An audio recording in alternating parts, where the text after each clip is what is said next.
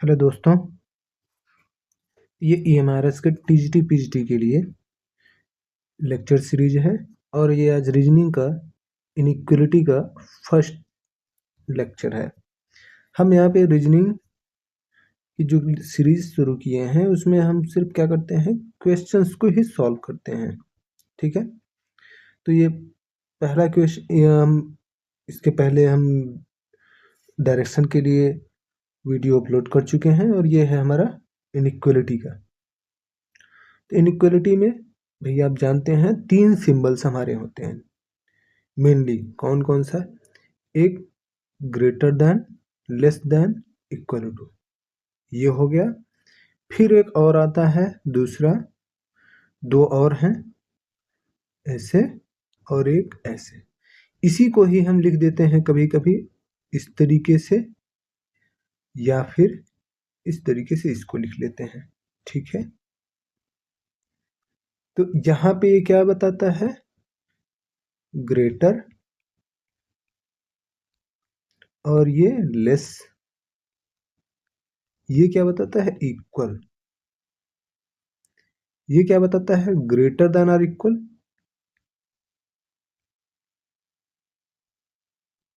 Greater than और equal. और ये क्या शो करता है हमारा? लेस देन और इक्वल।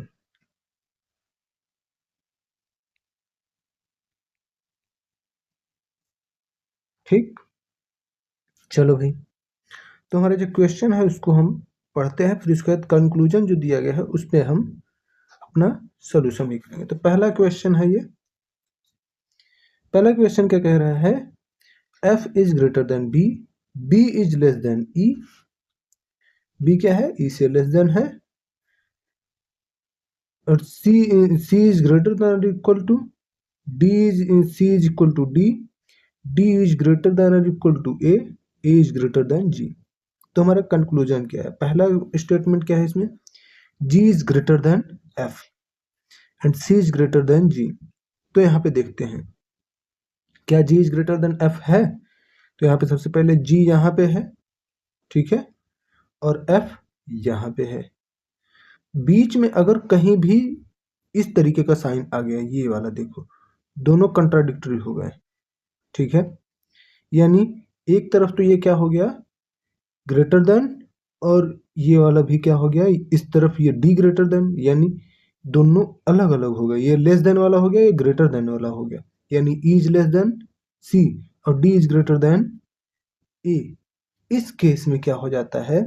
हम नहीं कुछ कह सकते कि भी ये ग्रेटर है कि लेस है।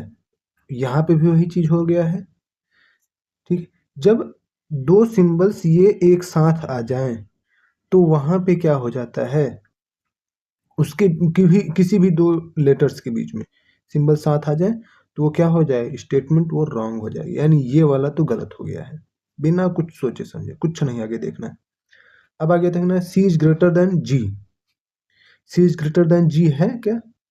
यहाँ पे सी डी से इक्वल है, ठीक है। D is greater than equal to A, या तो डी ए से बड़ा हो सकता है या बराबर हो सकता है। दूसरा क्या है कि ए इज ग्रेटर देन जी। अगर दो लेटर्स के बीच में, जैसे सी के बीच में, सी और जी के बीच में एक जगह पे ये आ गया है, ये इक्वल टू वाले को इग्नोर कर देंगे तो फिर ये आ गया ना। अब हम इसी को बस लेंगे, सी इज ग्रेटर देन जी। ये हमारा स्टेटमेंट सही है। ठीक है, तो यानी कंक्लूजन में ओनली टू वाला ही सिर्फ सही है। ठीक है, ये गलत है, ये चीज हमको कोई मतलब ही नहीं रहा, क्योंकि यहाँ पे सिर्फ एक सही है, इसका ही सिर्फ दिया गया है। नॉर वन बोथ कंक्लूजन और ट्रू, ये भी नहीं, ये दोनों दोनों सही है नहीं। कंक्लूजन फर्स्ट वो तो गलत पहले से है। नाइदर वन नॉर टू, ये नहीं। यानी हमारा सिर्फ स्टेटमेंट कौन सा सही है? ए वाला। ठीक है, चलो भाई दूसरा क्वेश्चन देखते हैं इसका। दूसरा क्या है? m is less than k, k is equal to n, n is greater than p, p is equal to j, j is greater than o, o is equal to l। फिर यहाँ पे देखा जाए n is greater than l। अगर इसमें आते हैं तो यहाँ पे n है, यहाँ पे l है, यहाँ पे बीच में कहीं भी कंट्राडिक्टरी साइन नहीं है ऐसे, यानी ये वाला हमारा काम नहीं चलेगा। यहाँ पे ग्रेटर देन आ गया ना बीच में, यानी अब यहाँ पे हमको कुछ सोचना ही नहीं है, यानी ये एकदम सही है, कुछ नहीं देखना है आगे, ये एकदम सही है हमारा। ओ इज टू एम, क्या ऐसा है? देखो यहाँ पे ओ इज टू एम देखना है हमको, बीच में क्या है, एक जगह ये वाला साइन आ गया और बीच में फिर एक जगह ये आ गया, यानी दोनों साइन ये वाले आ गए ना, ये वाले दोनों साइन आ गए, यानी अब ये गलत हो जाएगा, कुछ नहीं सोचना है आगे पीछे। ठीक, तो यहाँ पे सिर्फ क्या होगा, ओनली वन वाला सही है। ठीक, सेकंड पे चलते हैं। अगला थर्ड क्वेश्चन। थर्ड क्वेश्चन में क्या है, m is less than k is greater than I is less than j is greater than h is to g is less than equal to f। ठीक है, यहाँ पे इसका कोई मतलब नहीं रह जाएगा फिर, जैसे जब ये है तो इसका कोई मतलब नहीं है फिर।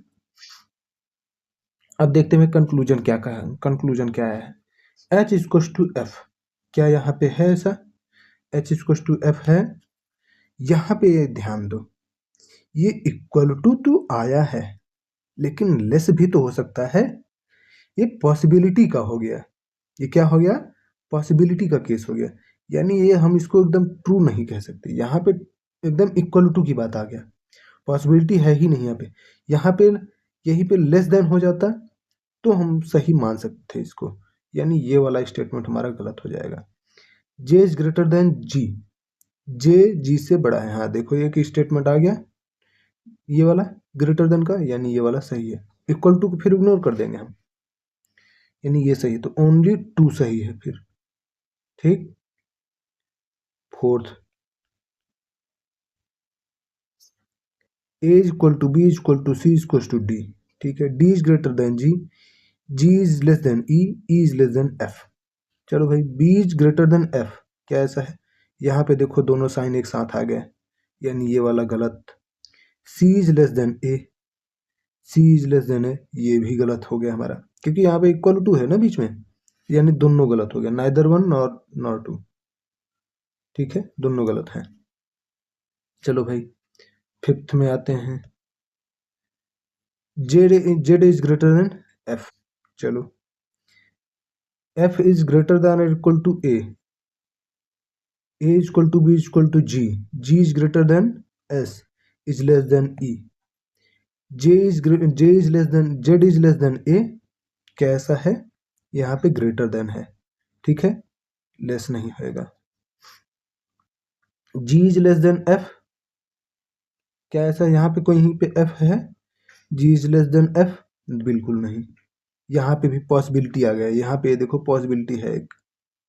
ठीक है, और यहाँ बाकी सब जगह इक्वल टू है, यानी ये भी सही नहीं है, ये डी हो जाएगा। चलो भाई आगे देखते हैं, 6 number, Z is equal to E is equal to E is greater than or equal to R is greater than G is less than I is greater than Q is equals to F।